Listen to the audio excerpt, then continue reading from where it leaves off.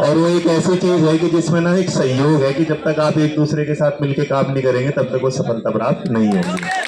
और इसके लिए हम ये मान के दुनिया के लिए क्या होगा कि कोचिंग वाला वो मास्टर ये कहता है, वो मास्टर, एक बात याद रखिएगा, अभी कोई मास्टर किसी दूसरे मास्टर के बारे में बुरा नहीं कहेगा, कोई यूट्यूबर किसी के बारे में बुरा बोल सकता है, लेकिन एक अध्यापक कभी किसी अध्यापक के बारे में गलत नहीं बोलता। और एक वो बड़ी प्यारी सी गजल की लाइन थी, ध्यान से सुनिएगा, जो मोहतिया भी सुन ले, कि वो जो पर्दे के पीछे मसीहा थे, कि वो पर्दे के पीछे जो मसीहा थे, दुनिया में क्या थी वो आगे होकर हम बताते रहे। तो उन्हें बता रहे हो क्या है ना, तो उनसे ये हो रहा कि इतने बच्चे, ऐसा तो है नहीं कि वो पहली बार इस जगह पे कुछ लोगों को देख रहे हैं।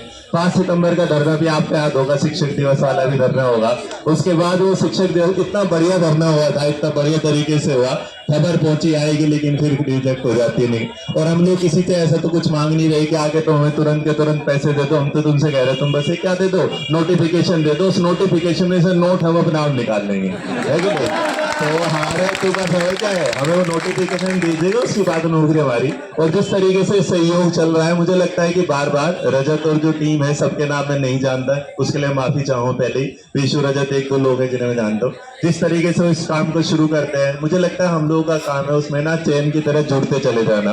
और इस बार वो जुड़ाव ऐसा होना चाहिए कि आखिरी में चाहे जिसने शुरू किया वो यही रह जाए, लेकिन जो लास्ट में होना वो योगी जी के दफ्तर पर खड़ा हो जाए कि हाँ हमें क्या चाहिए, वैकेंसी चाहिए, उसके बिना कोई काम नहीं।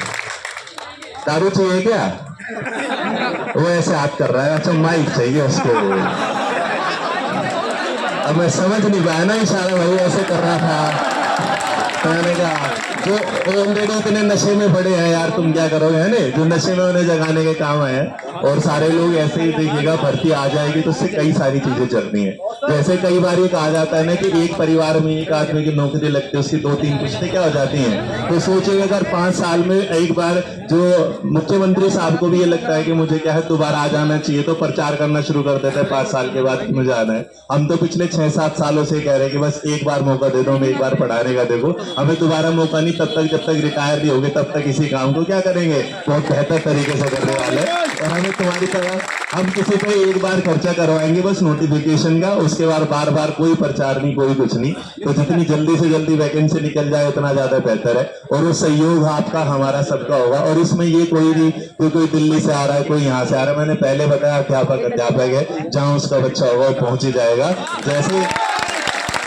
जैसे मीठे पे ना जो चीटियां होती है ना, मीठे की तरफ होना, आप पहुंच जाते से बुलाया नहीं जाता, तो हमें आपको बुलाने की जरूरत नहीं होती। कई बार ऐसी परिस्थितियां हो जाती हैं कि कुछ चीजें हम आपके सामने बयान नहीं कर सकते, जैसे आरपी चलने का।